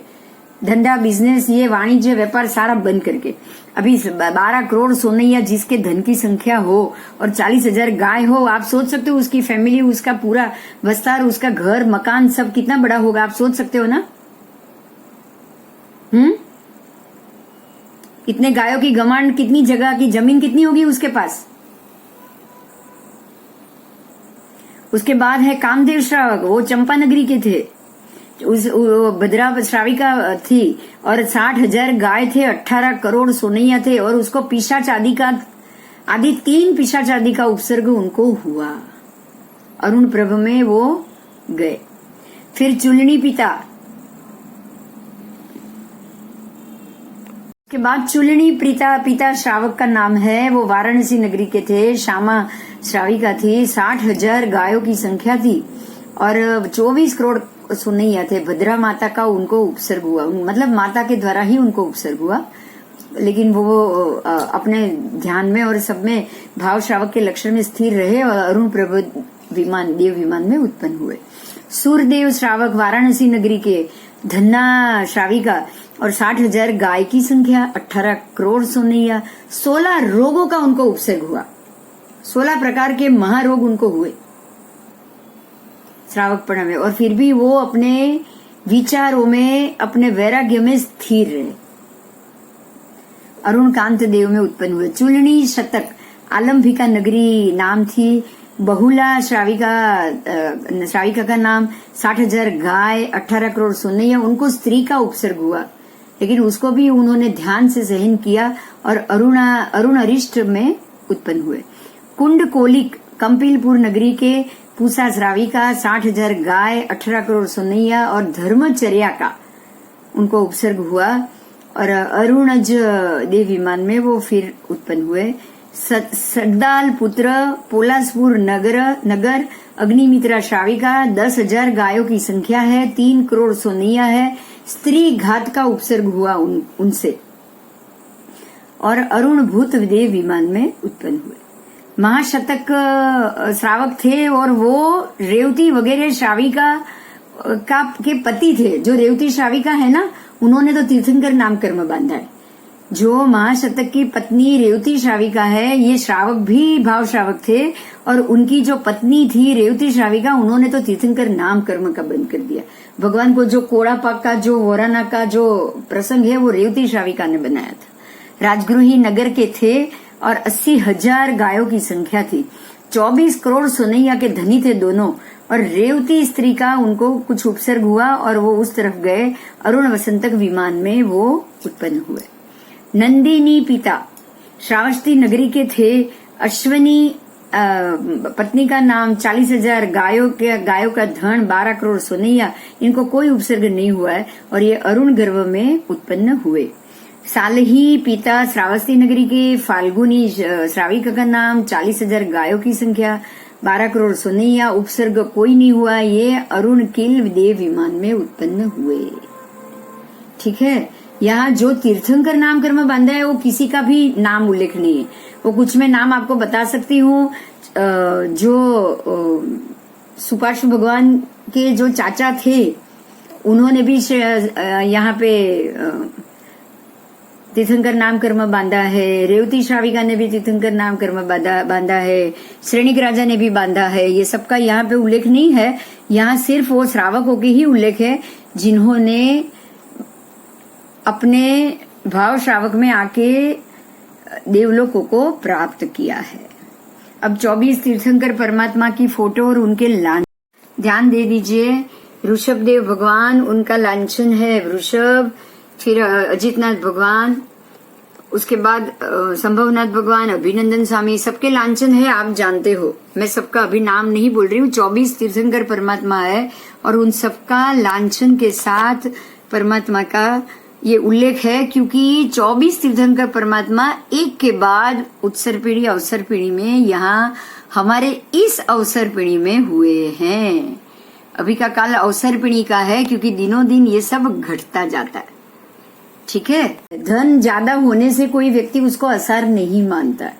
एक बात समझना है, धन ज्यादा होने से तो और लोभी होता जाता है, और चीज पाने के लिए आकांक्षा करता जाता है। ये उनके अंदर पड़े हुए अभी तक के पूर्व जन्म के ये संस्कार। नहीं तो इतना धन पाने के बाद कोई किसी को वैराग्य नहीं आता है। लेकिन वैराग्य भाव आगे आ चुका है, इतना पुण्य बलवान हो चुका है कि उनको यही स्थिति मिलेगी। देखिए, भगवान अपने जितने भी तीर्थंकर परमात्मा है वो राजा के यहाँ ही क्यों जन्म लेते हैं? क्योंकि उनका पुण्य बहुत है और उनके पुण्य को अभी वो भोगने के रूप में नहीं लेंगे। वो अभी जब तीर्थंकर बनेंगे, क्या उसको भोगने का उनको उसको भोगने का मन होगा क्या? नहीं। पिछले भाव में ही वो कल्याण का, जगत के कल्याण का, सभी जीवों के प्रति करुणा का भाव लेकर बैठ ही गए थे ना। जो 25वें भाव में भगवान महावीर स्वामी के जीव ने 11,80,000 मास खमन किए थे ना, वो मास खमन के बदले में उन्होंने कोई चीज मांगी नहीं है। मांगी है? नहीं। तो ये सारा जो तप था उसका फल क्या होगा? दूसरे भाव में वो तीर्थंकर नाम कर्म मिल गया उनको। अब तीर्थंकर नाम कर्म मिल गया तो उसके बाद जो देवलोक था, वहां जाने के बाद वो पुण्य से रिद्धि सिद्धि तो मिलेगी ही मिलेगी। वो किसी सामान्य में तो जन्म ले ही नहीं सकते। बिल्कुल इसी तरह ये सभी श्रावकों के मामले में भी जानो, इनका पूर्व जन्म इतना उत्कृष्ट होगा, इतना उन्होंने तप आदि किया होगा, जिसके फल स्वरूप इनको इतनी धन लक्ष्मी ये भोग में मिली, और वो भी वो बिल्कुल भोग में ना यूज करे उस हिसाब से। इनके अंदर भोग है ही नहीं, पहले से ही नहीं, ये जन्म आने से पहले ही नहीं। वो पिछले जन्म में ही वैराग्य भाषित हो चुके, और जो उन्होंने क्रिया की, जो भी उसके बाद तप, उनका जो भी तप होगा, जो भी ध्यान स्वाध्याय, जो 6 बाह्य तप होगा ना, एक बार आपके मन में संभाव आ जाए, मध्यस्थ भाव आ जाए, आप भाव श्रावक के 17 लक्षण में अगर आप आ गए ना, उसके बाद की आपकी सारी बाह्य तपश्चर्या पुण्य ही बांधेगी। और वो पुण्य तीर्थंकर नाम, चक्रवर्ती नाम, उच्च कुल में जन्म, इतने करोड़ सुवर्ण मुद्रा,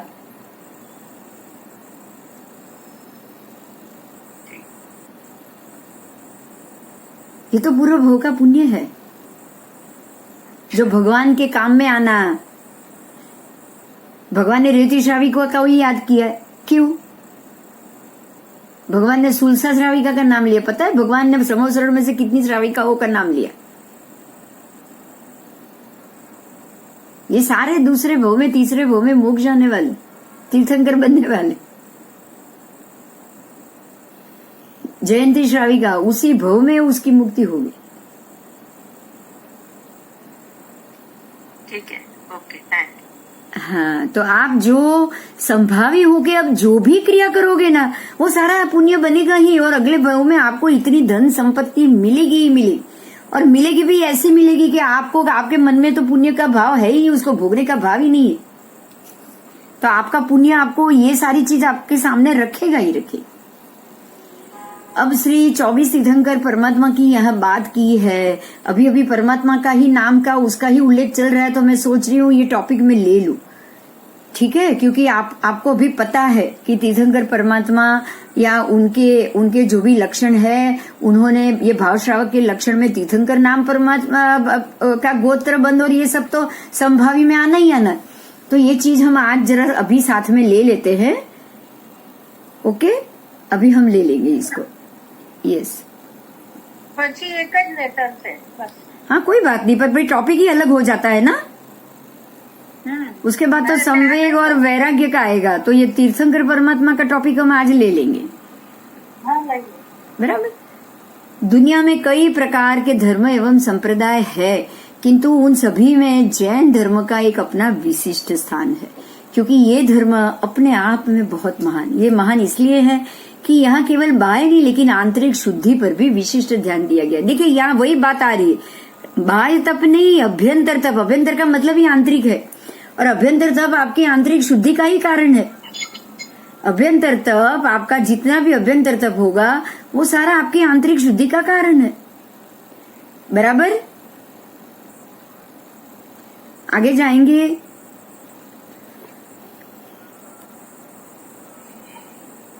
साथ ही ये धर्म सभी जाति एवं समाज के लोगों के लिए खुला है। यहाँ कोई भी धर्म समाज, कोई भी व्यक्ति आके इस धर्म का पालन करते हुए मोक्ष जा सकता है। इस धर्म की ये महानता ही इसी में है कि ये धर्म बहुत ही उदात्त विचार वाला धर्म है। इस धर्म में प्राणी मात्र के लिए चिंता की है और उनके संपूर्ण सुखी होने के मार्ग और उपाय भी बताए हैं।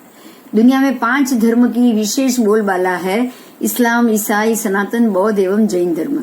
और वस्तुतः जैन धर्म दुनिया का सबसे पुराना धर्म है, और यूं कहे कि जैन धर्म से ही अन्य सभी धर्मों की उत्पत्ति हुई, तो कोई अतिशयोक्ति नहीं, क्योंकि जैन धर्म दुनिया का सबसे महान धर्म है। सबसे महानता इसके परमात्मा के तीर्थंकर सर्वज्ञों के आभारी है। एक खास बात ध्यान दीजिए कि जैन धर्म का अगर आप पालन नहीं कर सकते तो ही आप अन्य धर्म में परिवर्तित होते हो। समझ में आ रहा है? ये बात समझ में आ रहा है? नहीं समझे। अगर आप जैन धर्म की उत्कृष्ट जैना नहीं कर पाओ तो आप आधे जैनी हुए? नहीं हुए कि नहीं हुए? नहीं हुए। कैसे नहीं हुए? मरीचि ने क्या वेश लिया था? वो पीले कपड़े, सर पे छाता, लेकिन फिर भी धर्मगुरु, चेले को लाना रखना, कमंडल, पैर में चप्पल। आज ये हिंदू धर्म में आपको क्या मिल रहा है? उनके शंकराचार्य की क्या स्थिति है? उनके महात्माओं की क्या स्थिति? यही है ना? अच्छा, अब उसमें और आप पालन ना कर पाओ, ये तो आधा पालन, आधे जैनी, अभी आप 5 जैनी आ जाओ, मतलब आप उसमें कुटुंब परंपरा भी रखो। जैन साधु और अन्य साधु में ये फर्क है कि नहीं? जैन साधु तो कंपलसरी ब्रह्मचर्य आप नहीं पालन कर पा रहे हो, आपको पत्नी भी चाहिए, आपको पुत्र भी चाहिए, आपको घर गाड़ी सब चाहिए, तो ये सारे आशाराम बापू, उसके बाद जो दूसरे महात्मा जो भी उसमें से जो अच्छे हैं वो भी रविशंकर जी 3 बार शादी की उन्होंने, बच्चे परिवार लेकर बैठे नहीं है क्या? हाँ, तो ये 5 जैन धर्म हुआ? नहीं। कैसे नहीं भाई? मुझे समझा नहीं आप क्या बता। अरे वो वैराग्य तो बोलते हैं, कपड़े तो पहनते हैं ना, एक भाई ये सारी शौक बंद करो, भगवान का नाम लो, मोक्ष जाना है, वो तो उनका ध्येय है कि नहीं है? स्थित प्रज्ञता उनका ध्येय है कि नहीं? भगवत गीता के पाठन पठन व्याख्यान होता है कि नहीं होता है? मोक्ष मार्ग भी समझाते कि नहीं समझाते? लेकिन पालन में सिर्फ 25% हुआ, तो कौन सा धर्म हुआ? जैन 5 धर्म जैन हुआ कि नहीं हुआ? हुआ। जो बिल्कुल नहीं पालन करते हैं वो सारा, आप इस्लाम जो देखो, मुस्लिम देखो, बिल्कुल भी जैन धर्म का पालन नहीं करते, लेकिन फिर भी अपने आप को भगवान के अनुयायी तो बोलते कि नहीं बोलते? तो ये क्रमशः हुआ कि नहीं? अब इसमें सबसे उत्कृष्ट कौन हुआ? जैन जैन जो पूरा पाल रहा है, जैन में जो पूरा पाल रहा है। अब जैन में जैसे अग्निकाय की विराधना के लिए मना किया है, कितने सारे महात्मा मोबाइल यूज करते हैं, कितने सारे लाइट पंखे एसी यूज करते कि नहीं करते? करते। तो ये सारे 70% हुए। अभी समझ में आ रहा है आपको? पा कैसे, आधा कैसे, पौना कैसे, जीरो कैसे?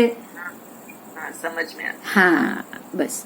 तो जैन, इसीलिए जैन धर्म सबसे पुराना, सबसे महान धर्म। क्यों? क्योंकि ऐसी पालने की स्थिति तो किसी और धर्म में है ही नहीं। अब किसी भी धर्म में जैन धर्म की तरह पालन है क्या? चरी पालना है? बोलो। नहीं है। नहीं है। इसीलिए ये सबसे महान धर्म है। अब जैन जिसे भगवान मानते हैं वो विशिष्ट प्रकार के गुणों के धाम है। मतलब भगवान ने सारे उपसर्ग सहन करे, भगवान ने सब सहन किया। भगवान ने कभी ये नहीं कहा है कि पलट के जवाब दो, अन्याय का विरोध करो। कहा कभी भी? कृष्ण वासुदेव ने कह दिया दुर्योधन को और अरे पांडवों को कि भाई आप जिसको मार रहे हो वो तो बाद में अपने आप वैसे भी मरने वाले, लेकिन फिर भी आप अपने ऊपर हुए अन्याय का विरोध करो। बोला कि नहीं बोला? बोला। आप दूसरे प्रजाजनों के हित का भी विरोध करो, विचार करो। दूसरे प्रजाजनों के हित का विचार करो। आप राजपुत्र हो, आप उसको ऐसे नहीं छोड़ सकते। हथियार उठाओ, उन्होंने बोला ना। ये फर्क है, ये फर्क है, बड़ा फर्क है। हमारे जो भी अरिहंत परमात्मा केवल ज्ञानी जो वितराग तीर्थंकर होंगे वो ऐसी सलाह नहीं देंगे। वो बोल देंगे, जैसे भरत राजा ने मना कर दिया था ना, बाहुबली भरत के दो के बीच में ही लड़ाई हुई ना। सैन्य के साथ तो लड़े नहीं भरत राजा। हाँ, ये फर्क पड़ जाता। आगे जाएंगे। भगवान का अर्थ ही होता है कि जो ज्ञान, जो भक्त का मतलब ही है कि ज्ञान, ज्ञान और ज्ञान जिनके पास है उसको ही भगवान कहते हैं। राग द्वेष को जड़ मूल से नाश करने के कारण उनको केवल ज्ञान उत्पन्न हो जाता है और भगवान हो जाते हैं, क्योंकि अब उनको अपने दिव्य ज्ञान से संपूर्ण विश्व का स्वरूप और एवं अतीत, अनागत, वर्तमान सभी रहस्य उनके हाथ में आंवली की तरह स्पष्ट दिखाई देते। अब ये भगवान बोलते हैं कृष्ण को, ये भगवान बोलते हैं शिव जी को, ये भगवान बोलते हैं सूर्य, चंद्र, ग्रह, सूर्य देव, सबको भगवान बोलते हैं ना। भगवान सूर्य नारायण बोलते कि नहीं बोलते? भगवान विष्णु नारायण, मोहम्मद पैगंबर को भगवान मानते कि नहीं? जो मानते दूसरे धर्म वाले मानते हैं। क्या वो वितरागी है? क्या वो केवल ज्ञानी है? नहीं है। तो उनके भगवान और हमारे भगवान में भी बहुत बड़ा अंतर आ गया। उनके धर्म में हमारे धर्म में भी अंतर आ गया। तो अब दोनों के अंतर में परसेंटेज में सबसे महान कौन हुआ? हर एक मात्रा में जैन धर्म महान होता है, हर एक जगह पे। बराबर। राग द्वेष को जड़ और मूल से नाश करने के कारण ही केवल ज्ञानी बनते हैं। और जिन्होंने राग द्वेष को जड़ मूल से नाश नहीं किया उनको तो भगवान कहने का कोई मतलब होता ही नहीं। होगा क्या? हाँ, नहीं होगा। तो अन्य धर्म और हमारे धर्म में क्या फर्क है ये बताएं। कई लोगों को ये सवाल होता है, ऐसे परम शुद्ध जिनेश्वर कौन हुए? मतलब उनको ये मानना ही नहीं, वो सोच रहे ये स्टोरी है। जैन धर्म अवतारवाद को नहीं स्वीकारता। पहली बात यह है कि जब हिंदू धर्मों में ये कहता है कि जब भी ऐसा कुछ होगा मैं अवतार लूंगा, मतलब सारी चीज मैं ही कर रहा हूँ, ऐसा मान लिया, भगवान ही कर रहे हैं ऐसा मान लिया सबने, और बार बार भगवान अवतरण लेंगे ये भी मान लिया। तो सारी चीज भगवान कर रहे हैं, तो पाप भी भगवान ही कर रहे हैं, पुण्य भी भगवान ही कर रहे हैं, तो सजा भी भगवान ही भुगतेंगे ना। आप क्यों भुगत रहे हो फिर? समझ में आ रहा है?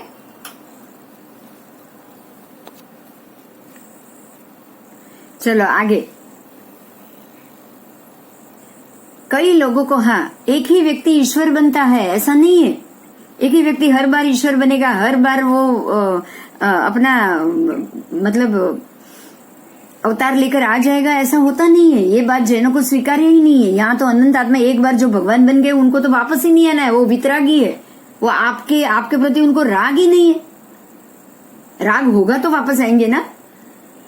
इसलिए हम कभी बोलते हैं ना कि भगवान ने मेरी सुन ली, भगवान मेरे साथ है, भगवान मुझे रास्ता बताते हैं, भगवान मुझे बचाते हैं। आपको हमको ऐसा नहीं बोलना है, क्योंकि हमारे भगवान तो है ही नहीं राग वितरागी है वो। उनको तो मालूम ही नहीं है आप क्या कर रहे हो, आप क्यों कर रहे हो, आप उनकी भक्ति भी कर रहे हो कि नहीं कर रहे हो। आप अगर नहीं भक्ति करोगे तो भी गुस्सा नहीं आएगा, आप भक्ति करोगे तो भी वो आपका हाथ पकड़ने नहीं आएंगे। लेकिन आसपास जो भी सम्यक दृष्टि देव है, आपको भगवान के प्रति श्रद्धा है तो वो आपका काम जरूर करेंगे। आपको मालूम भी नहीं पड़ेगा कि देव ने आपका काम कब कर लिया। सम्यक दृष्टि है ना, उसको पता है कि जो सही है, जो अच्छे हैं, उसको मुझे फल देना ही देना। अब यहाँ उदाहरण दिया है, एक या दो उससे भी अधिक नाम बताए जो भगवान बने। वो तो 24 तीर्थंकर परमात्मा के नाम है। अनंत काल में बने हुए भगवान, अतीत काल में बने हुए भगवान, और जो वर्तमान में जो भगवान है वो सब भगवान के यहाँ पे नाम है। तो ये भगवान हमारे में जो व्यक्ति राग द्वेष के विजेता बनता है वो ही अरिहंत परमात्मा बनते हैं। अगर आप वितरागी नहीं तो आप भगवान नहीं बन सकते। समझ में आया? 24 तीर्थंकर के नाम तो आप जानते ही हो, लेकिन यहाँ एक बहुत महत्व का मुद्दा है कि जैन धर्म ये मानता है कि कोई भी व्यक्ति भगवान बन सकता है, और वो भगवान एक बार बन गया तो अब वो वापस अवतार लेके इस दुनिया में दूसरी बार भगवान बनने या सामान्य मनुष्य बनने के लिए नहीं आएगा। अब उसकी मुक्ति हो चुकी। समझ में आया? जबकि दूसरा धर्म तो यही कह रहे कि ये बार बार अवतार लेकर वापस आएंगे। ये तो बहुत बड़ा डिफरेंस दो धर्म के बीच। ठीक है, तो आज आपने ये जाना, इसीलिए हम तीर्थंकर परमात्मा की भक्ति कर रहे हैं। हमें किसी भी देव देवी के जो भी प्रत्यक्ष फल देने वाले वर्तमान में जो बहुत से देव देवी है जो तुरंत फल दे देते हैं, हमें अपनी किसी भी आकांक्षा के लिए उनसे कभी भी फल की अपेक्षा नहीं करनी। बराबर बराबर। हमको हमेशा अपने परमात्मा की ही भक्ति करनी है, और बदले में आप जो भी भक्ति कर रहे हो, बदले में बाकी आसपास के सभी जीवों का कल्याण है, उसी की ही इच्छा करनी। बदले में एक ही इच्छा करनी, जगत के सभी जीवों सुखी हो जाए, सबके कल्याण। कोई जीव आपके आसपास या आपके मतलब किसी को भी कोई तकलीफ ना हो, इसकी कल्याण जरूर करनी। चाहे वो हो ना हो दूसरी बात है, लेकिन आपकी वो इच्छा जरूर होनी चाहिए। बराबर। कोई प्रश्न है? ना समझ में आया हो ऐसा?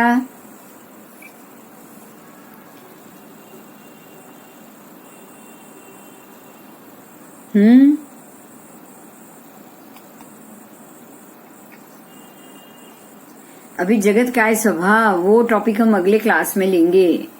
जगत का क्या स्वभाव है, और वैराग्य, संवेग, ये सब क्या शब्द है, उसका अर्थ क्या है, क्योंकि ये वैराग्य का टॉपिक आएगा तो इसलिए हम उसको अगले क्लास में लेंगे। આ એક જ છે અને પછી બુકનું લિસ્ટ છે બસ। बस ये लास्ट है? हाँ लास्ट है। फिर ले लो, तो अगले क्लास में नई किताब ले लेंगे। ले लो पाँच 5-10 मिनट, मुझे नहीं पता ये लास्ट है। चलो कोई बात नहीं। तत्वार सूत्र से 2 દિવસથી હું આ જોઉં છું અને એનું 17મું છે ને हाँ શ્રાવકનું, એ મને સમજાયું જ નહીં। મેં કીધું આ શું લખ્યું છે કઈ। कई वांधो नहीं। जगत काय स्वभावो च संवेग वैराग्य अर्थम, ये तत्वार सूत्र की 7वीं गाथा है। उसको यहाँ लिखा है, उसको हमें समझना है। तो जो तत्वार्थ है उसमें जगत का स्वभाव क्या है? संवेग एवं वैराग्य के लिए जगत के स्वभाव का तथा शरीर के स्वभाव का चिंतन करना चाहिए। ये वैराग्य भावना है। समझे आप? वैराग्य भावना, जगत भावना, जो लोक स्वभाव भावना है, लोक स्वरूप भावना है, उसको हमें समझना है। लोक स्वरूप मतलब जगत है। तो जो संपूर्ण संसार आज भय एवं आतंक के कगार पर जो खड़ा है, सर्वत्र हिंसा का ही साम्राज्य बढ़ रहा है, आतंक के कारण समग्र मानव जाति बिल्कुल भय से आक्रांत हुई है। आज ऐसी चल रही है स्थिति, आज रोग वही चल रहा है। कोरोना वायरस के कारण सब डर रहे हैं, क्या होगा क्या होगा, हम मर गए तो। ये संसार दुख से भी अधिक भय के कारण पीड़ा का अनुभव कर रहा है ना? ये दुख से भी अधिक भव है, क्योंकि वहां पे जो जिनको ये हुआ है उनका तो आईसीयू में मृत्यु कैसी स्थिति में होगा, वो समझने जैसी बात हमारे सबके लिए। पल पल शरीर के एक एक कण को कतरा कतरा टूटता हुआ हम मरेंगे, है ना? तो धीरे धीरे मरेंगे, रातों रात भी नहीं, धीरे धीरे मरेंगे। ये सारी चीज से हम भय और पीड़ा का अनुभव कर रहे हैं। इसका मूल कारण है, क्या कारण है? कि मनुष्य के अंदर अहिंसा के संस्कार नष्ट हो रहे हैं। हमारे अंदर अहिंसा के संस्कार ही खत्म हो रहे हैं। हम लोग अहिंसा के मामले में अहिंसा को उतना ध्यान से देख ही नहीं पा रहे। अहिंसा का उपदेश सभी धर्मों ने दे दिया, लेकिन अहिंसा का मूल आधार क्या है? तो संवेग और वैराग्य, ये दो है उसका मूल आधार। एक है संवेग, एक है वैराग्य। अगर वैराग्य आ गया तो सभी जीवों का उपभोग आप छोड़ दोगे, और उपभोग में सिर्फ जीव हिंसा। एक बात ध्यान दीजिएगा, उपभोग में सिर्फ जीव हिंसा है। कोई भी चीज का उपभोग करो, जीव हिंसा ही करोगे। एसी का उपभोग करो, जीव मरेंगे। गाड़ी का उपभोग करो, जीव मरेंगे। कुछ भी आप उपयोग करो, उपभोग की कोई भी चीज, विमान में जाओ, वायु का है, अग्नि का है, पानी का है, जल का है, अप का है, पृथ्वी का है, पेट्रोल, सब मरेंगे। उपभोग में सिर्फ जीव हिंसा। तो इसीलिए उपभोग को ये अहिंसा नष्ट का सबसे बड़ा कारण माना है। और दूसरा उसका मूल आधार तो संवेग और वैराग्य है। मतलब आप अगर ये सब चीज से बाहर आ गए, संवेगी बन गए, गीतार्थ बन गए, आप समझ रहे हैं? जीवों के प्रति करुणा भाव आ गया, अपने आप अहिंसा का संस्कार दृढ़ हो जाएगा। तो अहिंसा के जो संस्कार नष्ट हो गए हैं, उसको फिर से पुलकित करना है तो संवेगी बनना ही बनना है, गीतार्थ हमको बनना ही बनना है। और उसके बाद क्या करना है? वैराग्य करना है, उपभोग ही कम कर देना है, बंद कर देना है। इतने करोड़ी सोनैया वाले श्रावक अपने किसी भी एक शाला के अंदर पौषध में ही उन्होंने अपना आयु पूरा किया। इतने करोड़ सोनैया के मालिक, समझ सकते हो आप? शालीभद्र जिनके यहाँ 90 करोड़ रोज पेटी उतरती थी, इतने 90 करोड़ सोनैया, 99 करोड़ सोनैया किसको बोलते हैं? रोज आती थी वस्त्र की पेटी, सोनैया की पेटी। इतना पुण्यशाली, उसका पिता उसको रोज भेजता था। समझ रहे हो? उसी भव में उसको मोक्ष था। यही कारण था कि उसको इतना पुण्य से धन मिल रहा था। अब समझ में आ जाएगा आपको, धन मिलने का कारण समझ में आ जाएगा, है ना? मेरे रुआड़े खड़े हो गए हैं अगर ये बात समझ जाने के लिए कि हमें किस प्रकार से जीना है, ताकि हम जो पुण्य कमा रहे हैं ना, मतलब जो भी हम कर्मों के ऊपर से जो आपके आवरण हट रहे ना, वो सीधा आपका पुण्य का योग खोल देता है। समझ में आई बात? आपको अपने ऊपर के सारे आवरण को हटाना है, बस सारे कर्मों को हटाना है, नए कर्म बांधने ही नहीं देना है। तो आपकी सारी क्रिया है ना, वो सीधा आपको धन संपत्ति धनवान बनाते जाएगा, और आपको उसके प्रति बिल्कुल मोह भी नहीं रहेगा। है उसको भोगना नहीं, आप समझ लो ये बात। जिसके पास है उसको उसे भोगना नहीं, और हमारे पास नहीं है इसलिए हमको भोगना है। हम पैसे की हम ये समझे ही नहीं, वैराग्य को हम समझे ही नहीं। तो ये सारे व्रतों का संभव हो ही नहीं सकता। अगर संवेगी नहीं हो, अगर वैरागी नहीं हो, तो ये सारे व्रतों को आप समझ ही नहीं पाओगे। संवेग और वैराग्य की उत्पत्ति ही ये जगत स्वभाव, शरीर स्वभाव के चिंतन में है। अगर आप जगत स्वभाव का चिंतन करोगे, उत्पत्ति स्थिति लय का चिंतन करोगे, नाश का चिंतन करोगे, पुद्गल शरीर के नाश का चिंतन करोगे ना, तो संवेग और वैराग अपने आप आ जाएगा, अपने आप आ जाएगा।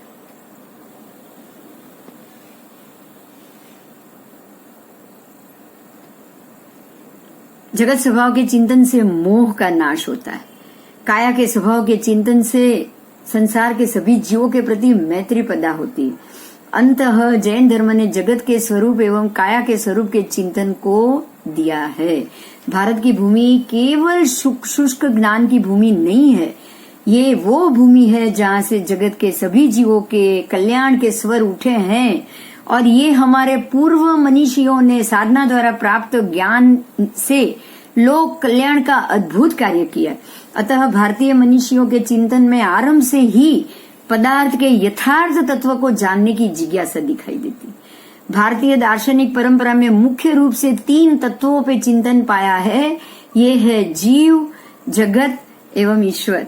ये समझ लो, ये तीनों का चिंतन करके ही जीव इस जगत को छोड़े और ईश्वर बने। समझ में आ रहा है? ये 3 तत्व। जीव को जानो, अपनी आत्मा को जानो, आसपास के सभी जीवों, सभी आत्माओं की स्थिति को जानो, फिर जगत को जानो, उसके स्वभाव को जानो, और उसको छोड़ते जाओ, संसार छोड़ते जाओ, उसे वैराग्य लाते जाओ और खुद को ईश्वर बनाओ। समझ में आ गया? यही संवेग है, यही वैराग्य है, और यही आपको ये जगत से मोक्ष दिला सकता है, और कुछ मोक्ष नहीं दिला सकता, कुछ भी नहीं। इसी 3 तत्वों को के स्वरूप के विषय में इतना गहन चिंतन पाया जाता है कि कोई भी जिज्ञासु इसको पढ़ के आश्चर्यचकित हो सकता है। इन सभी ने जैन धर्म का चिंतन अति अधिक वैज्ञानिक एवं सुव्यवस्थित, मतलब जैन धर्म बिल्कुल वैज्ञानिक कैसे है, तो उपयोगो लक्षणम, मतलब उपयोग को ही जीव का लक्षण मान लिया। इन्होंने उपयोग को ही जीव का लक्षण मान रहा है। मुझे ऐसा लग रहा है कि इस चीज को, उपयोग को हमें समझना पड़ेगा। जो मन के उपयोग है, काया के उपयोग है, वचन के उपयोग है, इस चीज को हम अगले क्लास में समझेंगे, क्योंकि उपयोग को समझना बहुत बड़ा जरूरी, बहुत महत्व का मुद्दा है। ठीक है, हम मन के उपयोग को अगर हमने नहीं जाना, काया के उपयोग को, मन के उपयोग, वचन के उपयोग और काया के उपयोग अगर हमने जाना नहीं, तो उपयोग से हम बाहर ही नहीं आ पाएंगे। अच्छा बिंदु बेन, અહીંયા આની સામે ફોટા શેના આપ્યા છે બધા? એવું જોઈશ, હવે આપણે अगले क्लास में ही देखेंगे। इस चीज को हम आगे नहीं भगा सकते। ठीक है, अगले क्लास में यही चीज चलेगी। सामने तो जो फोटा है वो सारा जो जम्बू द्वीप के अलग अलग मतलब जो अनुक्रमणिका और उसके लिए जो पिक्चर है वही दिया गया है, और कुछ नहीं है। ये जम्बू द्वीप के ही है, 5 जम्बू द्वीप देखो आपने कैसे फोटो रखे, और उसके बाद ये ब्लैक एंड व्हाइट में मजा નથી। हाँ, मैं ब्लैक एंड व्हाइट में मजा नहीं, पर आप इसमें देखो ना, मैं आपको कलर दिखा रही हूँ ना, दिखा रही हूँ ना, आप इसमें देख सकते हो। इसके मैं इसमें भी फोटो ले लूंगी। आप में ये जो फोटो है मैं वीडियो में ले लूंगी, ताकि आपको जब भी आप ये वीडियो देखो, आपको ये फोटो देखने को मिल जाएगा। ठीक है? हाँ, बस बस बस ठीक है, मैं इसका वीडियो ले लूंगी YouTube में। इसके ये सारे फोटो को मैं आज स्टोर कर लूंगी, फिर चलेगा।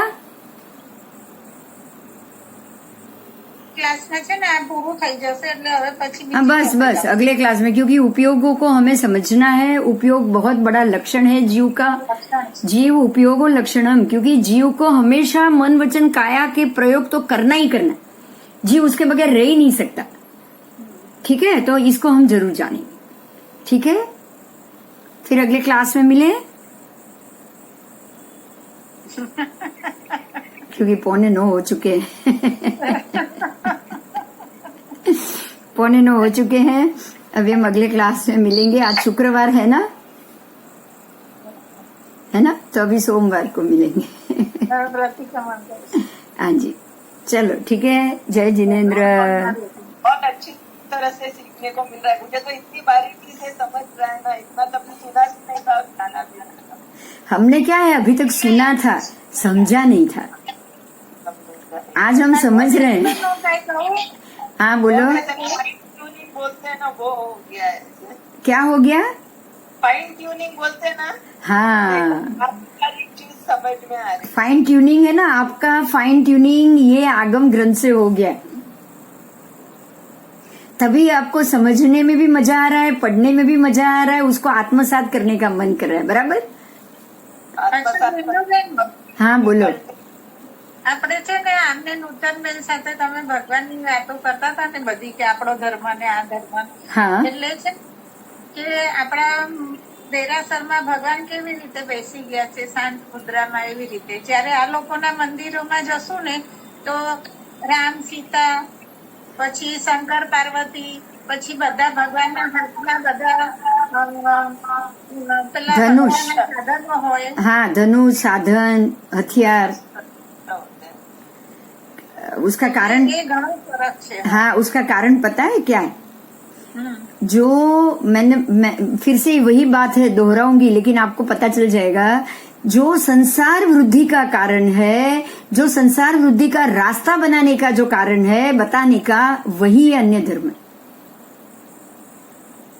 અને શિવનું લિંગ પૂજાય છે, हाँ, એટલે આપણામાં તો એવું બધું હોય જ નહીં ને. नहीं नहीं, वो कामाख्या में है ना, योनि पूजा होती है। હા, યોની પૂજા जैसे થાય. ये लिंग है, ऐसे शिव और पार्वती का जो भी उनका संयोग बताया गया है, वो बिल्कुल रति और कामदेव, वो है क्या? तो ये सारी चीज संसार वृद्धि का कारण है। अगर आप अब जो उपयोग है ना, आपको अब समझ में आ जाएगा। अगर मैंने मन वचन काय का उपयोग वृद्धि में रखा तो क्या होगा,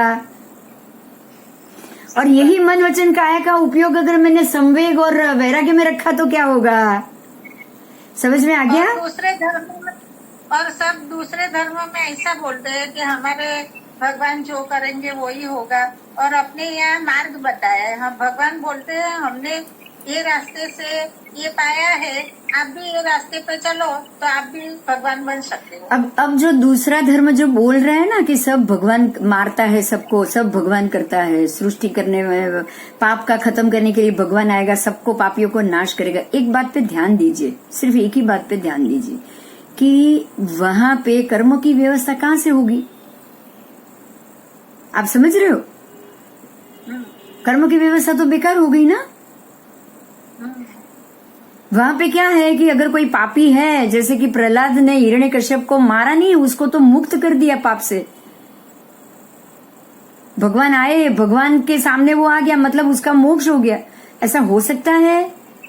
कर्म की व्यवस्था तो गई, भगवान ने जो कर्म किए वो उनको भी भोगना है, पापी ने जो किया वो उनको भी भोगना है। यहाँ तो कर्म की व्यवस्था जीरो हो गई। समझ में आया? इतना ज्यादा पाप करता ही पापी इसलिए है कि भगवान आके उसको मारे। ये तो पॉसिबल है नहीं कि इतना पाप करने के बाद भगवान उसको मारे और उसके मरने के बाद उसका सीधा मोक्ष हो जाए, ये तो पॉसिबल ही नहीं है। એટલે આપણા ભગવાન તો એવું કહેતા જ નથી ને નહીં. કે આવું. नहीं नहीं, वो तो कर्म એ की, કહે છે, હું આ રસ્તેથી ચાલ્યો, તું પણ આ રસ્તે ચાલ. તો તું પણ हाँ, और उन्होंने कर्म की व्यवस्था को समझाया है कि जो जैसा कर्म करेगा उसको वैसा मिलेगा ही मिलेगा, आप इससे बच नहीं पाओगे। अब हम यही जानेंगे कि हम अगर मन वचन काया के उपयोग में संसार की वृद्धि रखेंगे ना, जैसे उनका ही चिंतन करो, उनके ही भजन गाओ, उनके ही प्रार्थना करो और वही चीज मांगो, तो आपको संसार वृद्धि मिलेगी। और अगर मन वचन काया के उपयोग में आपने वैराग्य और उसको रखा, वितरागता को रखा, तो आपको संसार से मुक्ति मिलेगी। आपको मन वचन काया का उपयोग तो करना ही करना है, मगर कहाँ करना है ये अब हम जानेंगे। बराबर? જય जिनेन्द्र. ठीक है, चलो जय जिनेन्द्र, अगले क्लास में मिलेंगे। અમિતાબેન કઈ બોલે છે? हाँ बोलो। બોલો.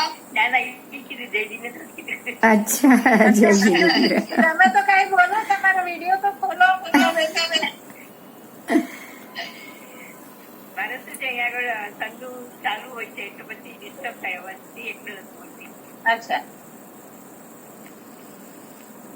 By see you. Okay bye, ચલો આવજો બધા, આવજો. જય જિનેન્દ્ર, સરસ રહેજો, સાતામાં રહેજો.